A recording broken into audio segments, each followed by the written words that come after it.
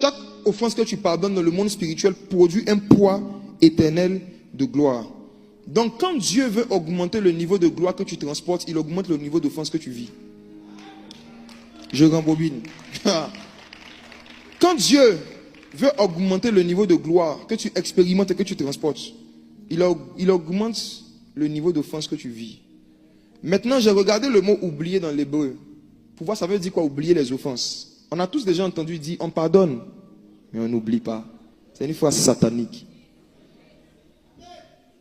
Ça, c'est la phrase des gens qui manquent de lait spirituel, qui ont des problèmes de vitamine K. Le Seigneur dit ici qu'on peut grandir en sagesse au point d'être non seulement lent à la colère, mais aussi d'oublier les offenses. Ça veut dire quoi, oublier? Je regarde dans l'hébreu et je vois que le mot qui a été traduit par oublier, c'est abar. Très proche du mot abar, qui veut dire papa. C'est le cœur du papa. Et ça veut dire quoi? Oublier dans l'hébreu, ce n'est pas la faculté de ne pas se souvenir. C'est pas ça l'oublier.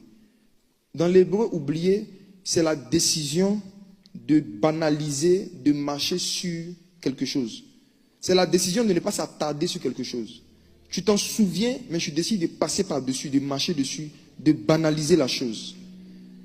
Oublier dans l'hébreu, pour les juifs et pour Dieu, quand Dieu dit d'oublier les offenses, tu te rappelles d'une offense, mais tu décides de passer là-dessus.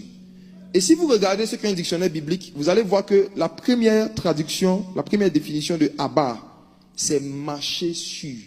Et ça m'a rappelé Jésus qui disait à ses disciples, je vous ai donné le pouvoir de marcher sur les serpents, les scorpions, sur toute la puissance de l'ennemi, et rien ne pourra vous nuire.